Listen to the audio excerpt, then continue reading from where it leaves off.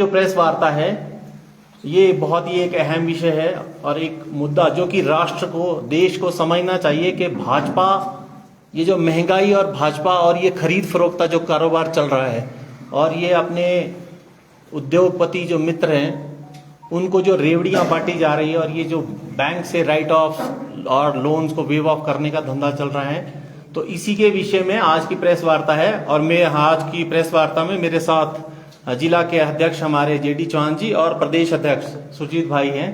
तो मैं सुरजीत भाई को आवेदन करूंगा कि वो कृपया विस्तार से बताएं। नमस्कार।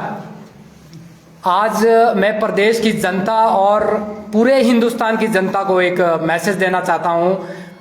आप सभी मीडिया के बंधुओं के माध्यम से, आपके चैनल के माध्यम से बताना चाहता हूं कि ये देश की सरकारें समय समय पर ये टैक्स क्यों बढ़ाए जा रहे हैं, ये इतनी महंगाई क्यों है, इसका सीधा सीधा कारण क्या है। तो ये बहुत सारी चीजें हैं जिसके बारे में हम आज चर्चा करेंगे। डिटेल में मैं बताना चाहता हूं कि ये जो हमारे यहाँ टैक्स बढ़ रहे हैं उसके पीछे सीधी सीधी बात यह है कि भाजपा दो काम कर रही है। एक तो पूरे देश के अंदर अलग अलग राज्यों में सरकारें गिराकर एमएलए को खरीदा जा रहा है, और दूसरी ओर अगर ये देखा जाए तो वो अपने उद्योगपति मित्रों, अपने दोस्तों का जो है कर्जा माफ कर रही है। इन दो बड़े कामों की वजह से ये जो भ्रष्टाचार हिंदुस्तान के अंदर हो रहा है, ये इसकी मार पूरे हिंदुस्तान की जनता को झेलनी पड़ रही है। आपको बताना चाहता हूं कि भाजपा ने कई राज्यों में सरकार गिराई है। कर्नाटक में सरकार गिराई भाजपा ने, असम में इन्होंने सरकार को गिराने का काम किया, मध्य प्रदेश में इन्होंने सरकार को गिराया, बिहार में इन्हीं की वजह से सरकार गिराई गई, अरुणाचल की सरकार भी भाजपा ने गिराई, मणिपुर की सरकार भाजपा ने गिराई और मेघालय की सरकार भी भाजपा ने ही गिराई। भाजपा को ये सरकार गिराने का जो फॉर्मूला है ये क्या है, इसमें एमएलए को खरीदा जाता है। आपको कुछ दिन पहले का पता होगा कि दिल्ली में आम आदमी पार्टी के एमएलए को भी खरीदने की कोशिश की गई, उन्हें भी खुला ऑफर मिला, 20-20 करोड़ रुपए का ऑफर भाजपा की ओर से मिला। मैं भाजपा के नेताओं से, भाजपा की पूरी सरकार से ये पूछना चाहता हूं कि ये 20-20 करोड़ रुपए आपके पास कहां से आते हैं। 40 एमएलए दिल्ली में इनको सरकार बनाने के लिए चाहिए थे। 40 एमएलए की अगर कॉस्ट लगाएं 20-20 करोड़ रुपए, अगर एक एमएलए को खरीदा जाता है तो 40 एमएलए को खरीदने के लिए ये 800 करोड़ रुपया आपने कहां पर रखा है। ये देश की जनता आपसे पूछना चाहती है कि जिस तरीके से आप खरीद फरोख्त करके प्रदेश के अंदर सरकारें गिराने का काम जो कर रहे हो, ये घिनौनी हरकतें जो कर रहे हो, इसका जवाब हिंदुस्तान की जनता, हिमाचल प्रदेश की जनता आपसे लेना चाहती है।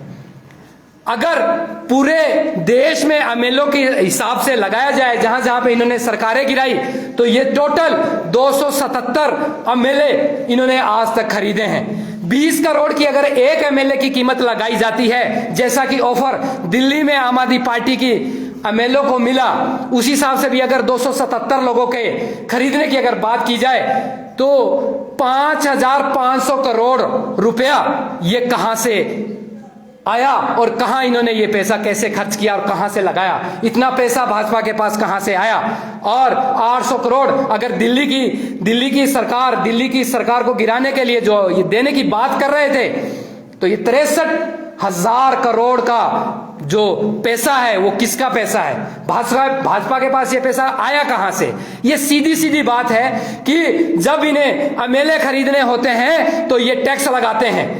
ये इनको महाराष्ट्र की सरकार गिरानी थी तो इन्होंने छाछ, दूध, दही, मक्खन, गेहूं, आटा, चावल सबके ऊपर टैक्स लगा दिया और वो पैसा आम जनता से वसूला जा रहा है। ये इस तरीके के जो घिनौने काम ये भाजपा कर रही है, आपके माध्यम से मैं आज हिंदुस्तान की जनता के साथ साथ हिमाचल प्रदेश की जनता को भी बताना चाहता हूं कि आने वाले दिनों में ये इस तरीके का घिनौना कार्य हिमाचल प्रदेश के संदर्भ में भी करेंगे, गुजरात के संदर्भ में भी करेंगे, क्योंकि इन दोनों राज्यों में आने वाले दिनों में चुनाव है और ये खरीद फरोख्त की राजनीति करते हैं। आपको पता होना चाहिए कि ये एक पार्टी जो है वो बिकने के लिए तैयार है और दूसरी पार्टी खरीदने के लिए तैयार है। इन्होंने लोकतंत्र का गला घोट दिया है। जिस तरीके से हिंदुस्तान एक लोकतांत्रिक देश है वो नामात्र रह चुका है। भाजपा की इन घिनौनी हरकतों की वजह से ये सब चीजें, ये काला खेल हिंदुस्तान के अंदर खेला जा रहा है।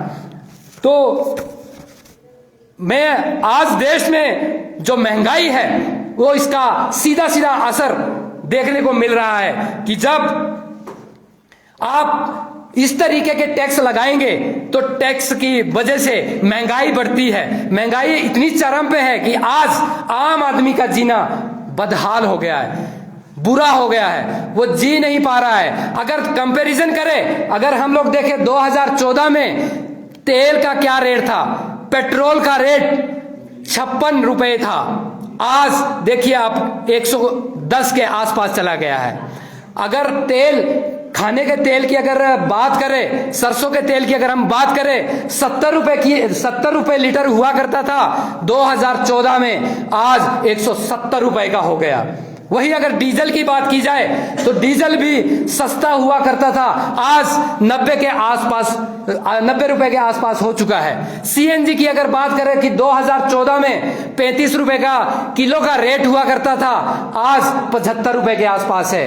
तो ये देखिए, रसोई के गैस की अगर हम लोग बात करते हैं तो 2014 में रसोई के गैस के जो सिलेंडर है उसका रेट हुआ करता था 410 रुपए, आज 1053 के पार हो चुका है। ये बहुत दुखदाई है। हिमाचल प्रदेश की जनता ही नहीं, पूरे हिंदुस्तान की जनता इस दंश को झेल रही है। इसके लिए कौन जिम्मेदार है, ये हमें साथियों समझना होगा कि भाजपा की जो एक खरीद फरोख्त वाली जो राजनीति है, जो ये सरकारें बना रहे हैं, इनको जनता से कोई लेना देना नहीं है। जनता से जुड़े हुए मुद्दों से भी कोई लेना देना नहीं है। इनको सिर्फ और सिर्फ सत्ता चाहिए, सरकार चाहिए। इनको सिर्फ और सिर्फ मोदी जी के जो नशा है सत्ता का, उस नशे को पूरा करने के लिए जगह जगह पे इनको सरकारें गिरानी है, एमएलए खरीदवाने हैं और इसके लिए इनको पैसा चाहिए। जनता के ऊपर समय समय पर इनकी ख्वाहिशों को पूरा करने के लिए टैक्स लगाया जा रहा है, हर चीज को महंगा किया जा रहा है। तो इस तरीके से आज जनता का जीना दुर्लभ हो गया है। आम आदमी जो है बहुत बुरे दौर से गुजर रहा है। हाल ही में प्रधानमंत्री जी ने एक घोषणा की थी, एक अपील की थी देश के लोगों से, लाल किले से, कि भ्रष्टाचार को खत्म करने के लिए आप हमारी मदद कीजिएगा।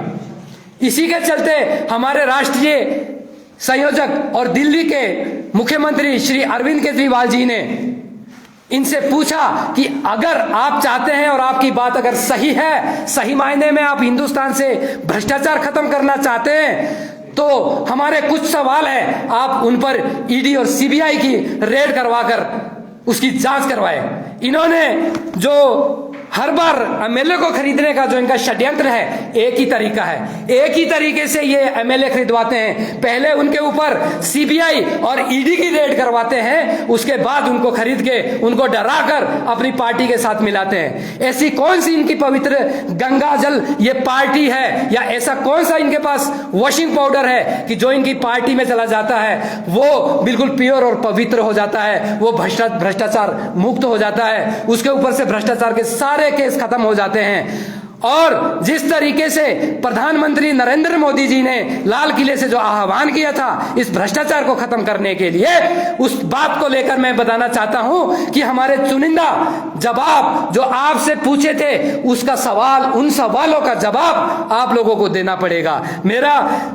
हमारे राष्ट्रीय संयोजक अरविंद केजरीवाल जी ने भी ये बात पूछी और पुनः मैं भी यही बात दोहराना चाहता हूं कि आप इन प्रश्नों का जवाब दें। जो भ्रष्टाचार हिंदुस्तान के अंदर समय समय पर हुआ है उसकी आप छानबीन नहीं करते। आप सिर्फ एमएलए और सरकार खरीदने के लिए ईडी और सीबीआई का प्रयोग करते हैं। क्या ये इसी चीज के लिए जांच एजेंसियां बनी हुई है? क्या इसी चीज के लिए ये रखा हुआ है? क्या इसी चीज के लिए सिस्टम बनाया गया है? तो मेरे वो 5 सवालों में से मैं पहला सवाल लेना चाहता हूं कि हिमाचल प्रदेश के अंदर पेपर लीक मामला हुआ, आप उसकी जांच करवा दीजिए।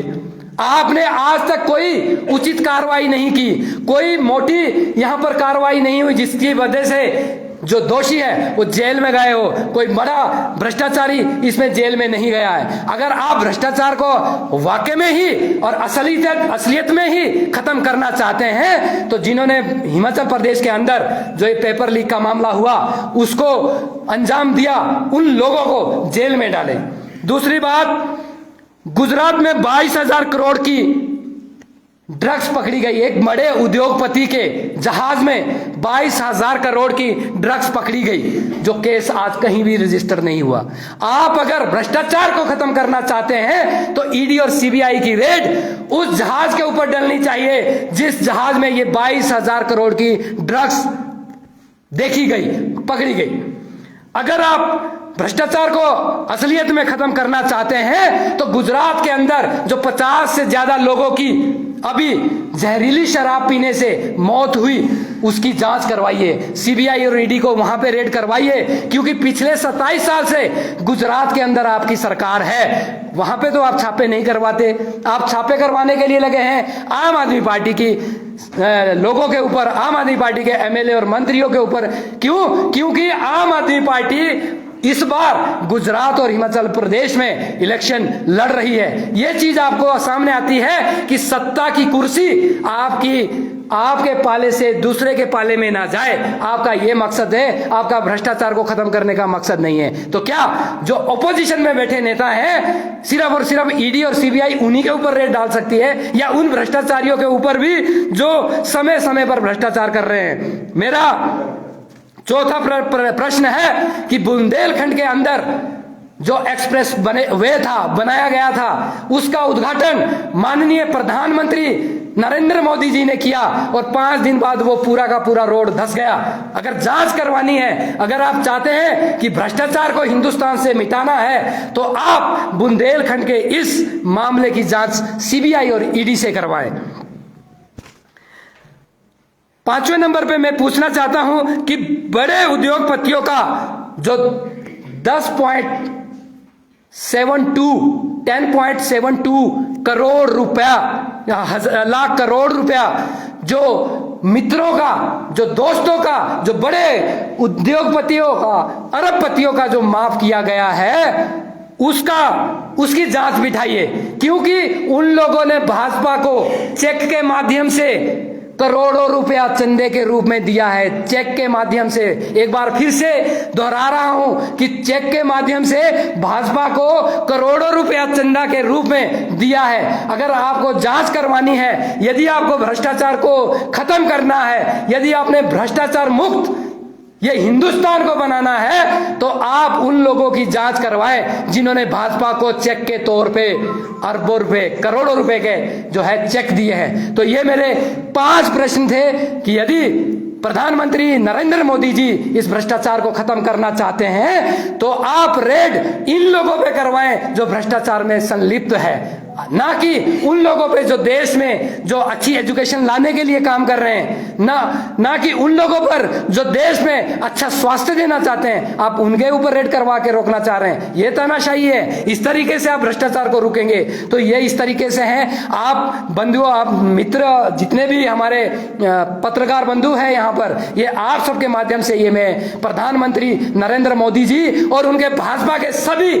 बड़े नेताओं से पूछना चाहता हूं कि क्या इस तानाशाही रवैये से देश चलेगा? इस अलोकतांत्रिक तरीके से देश चलेगा? तो ये बहुत सारी चीजें हैं ऐसी। अगर भ्रष्टाचार मुक्त अगर आपका नारा है और आप देश को एक स्वच्छ राजनीति देना चाहते हैं तो आपको सबसे पहले ईडी और सीबीआई की रेड इन लोगों पे करवानी चाहिए जिन्होंने हजारों करोड़ का चंदा भाजपा को दिया है। धन्यवाद। आम आदमी पार्टी के पूर्व प्रवक्ता जो अपना पार्टी छोड़ के गए, कैसे देखिए, ये जो बात आप पूछ रहे हैं, आम आदमी पार्टी का एक प्रोसेस है जिस प्रोसेस के माध्यम से पार्टी डिसाइड करती है कि पद किसको दिया जाएगा, टिकट किसको दी जाएगी। वो एक प्रोसेस है जो फॉलो हर एक कार्यकर्ता को, पदाधिकारी को या बड़े नेता को फॉलो करना पड़ता है। अब इसमें सर्वे करवा के ही हम लोग टिकटें देते हैं। सर्वे में कहीं पे भी SS जोगटा जी का नाम नहीं आ रहा था और वो चाहते कि मेरा टिकट यहां से अनाउंस किया जाए, इसलिए जो है अभी उनको टिकट फाइनल नहीं हुआ। नहीं पार्टी दे सकती बिना सर्वे से, क्योंकि पार्टी किसी को भी टिकट नहीं देती, उसमें SS जोगटा हो या कोई और आदमी हो, सर्वे में जिसका नाम आएगा टिकट उसको दी जाएगी। और जहां उनकी ये मंशा पूरी नहीं हुई तो शायद हो सकता है कि कांग्रेस उनको देने वाली होगी या कांग्रेस ने ऑफर किया होगा। डूबता क्या नहीं करता वो वाली बात है। तो अगर वहां पे गए तो हमें उनका वो स्वतंत्र है, वो जा सकते हैं जी। उन्होंने आम आदमी पार्टी पर ये भी आरोप लगाया है कि आम आदमी पार्टी का पूरा जो कार्यक्रम है वो दिल्ली से चलता है। आप हिमाचल के लोगों के मुद्दे खुलकर नहीं उठा सकते, आप पर बहुत सारी रिस्ट्रिक्शंस रहती हैं। देखिए मैडम, आपको मैं ये बताना चाहता हूं कि अच्छी चीजें, आप दिल्ली की बात कर रहे हो, अगर हमें अच्छी चीजें अमेरिका से भी मिलेगी, इंग्लैंड से भी मिलेगी या पंजाब से मिलेगी, हम वहां से भी सीखेंगे। ऐसा नहीं है कि वो दिल्ली से चलती है वहां से चलती है, ऐसा नहीं है। आप देख रहे हैं हमारे लोकल इशू भी होते हैं, ये दिल्ली के मुद्दे थोड़ी है, ये हिमाचल प्रदेश के भी तो मुद्दे हैं, हम समय समय पर उठाते हैं, समय समय पर आम आदमी पार्टी सड़कों पे होती है। तो ऐसा कुछ नहीं है कि दिल्ली के हिसाब से चलता है। आपके सामने देख रहे हो आप, मेरे चारों साइड कोई दिल्ली से आदमी कोई बैठा है? सब हिमाचल के हैं। ये हमारे पास आस्था जी है जो लोकसभा इंचार्ज है, ये हमारे जेडी चौहान जी है जो जिला शिमला के इंचार्ज हैं, तो ये बैठे हैं। तो ऐसा नहीं है कुछ भी। बात स्थानीय मुद्दों की हो रही है, ओपीएस पर आम आदमी पार्टी का स्टैंड क्या है? क्योंकि उन्होंने कहा कि ओपीएस को लेकर वो आवाज उठाना चाहते थे लेकिन आवाज नहीं उठा। देखिए मैडम, एक और बात बताना चाहता हूं कि ओपीएस जैसा जो मुद्दा है, इसमें आम आदमी पार्टी भी बड़ी गंभीरता से विचार कर रही है, इस पे काम चल रहा है, ड्राफ्टिंग हो रही है।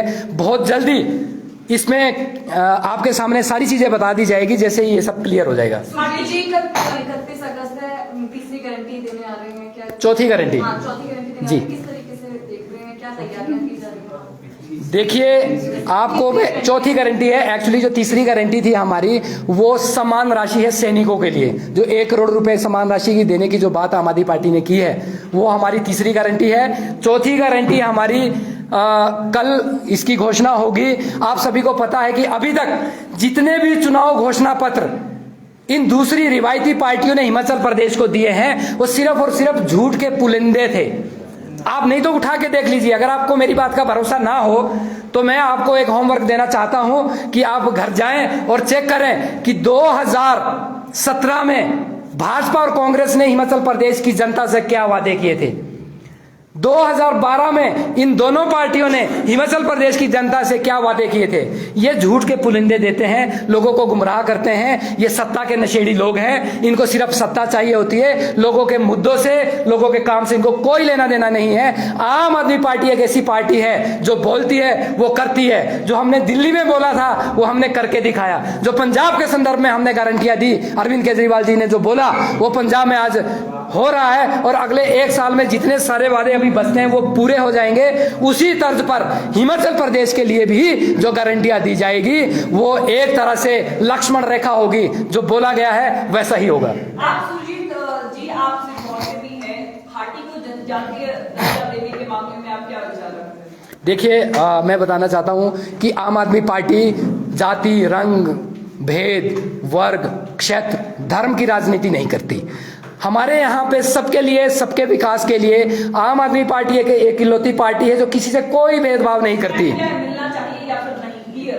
देखिए मैं वही बात फिर से बात बोलूंगा कि हमारा जाति और वर्ग और धर्म की कोई राजनीति नहीं है आम आदमी पार्टी के अंदर। आम आदमी पार्टी में जो स्कूल, उसमें गरीब का बच्चा भी पढ़ता है तो अमीर का भी पढ़ता है, आपका रिजर्व कोटे वालों का भी बैठता है तो जनरल कोटे वालों का भी बैठता है। इलाज में भी सेम, कोई परहेज नहीं करते हमारा किसी से कोई परहेज नहीं है, ना हम किसी तरह इस तरीके की कोई क्षेत्रवाद की कोई राजनीति करते हैं। हमारे जो मकसद है, हमारा जो मुद्दे हैं वो वही है कि जो लोगों को मूलभूत सुविधाएं जो आज से 50 साल पहले हिमाचल प्रदेश की जनता को मिल जानी चाहिए थी वो आज तक नहीं मिली है। ये सिर्फ भटकाने के लिए, हमारा वोट बैंक भटकाने के लिए, ताकि इनकी कुर्सियां सेफ हो जाए, ये सारी षड्यंत्र रचे जा रहे हैं। जी, पालमपुर में ही हो रही है ये कि बारिश के चलते रद्द भी हुई है? नहीं, ये पालमपुर में है और क्लियर है, कल होगी।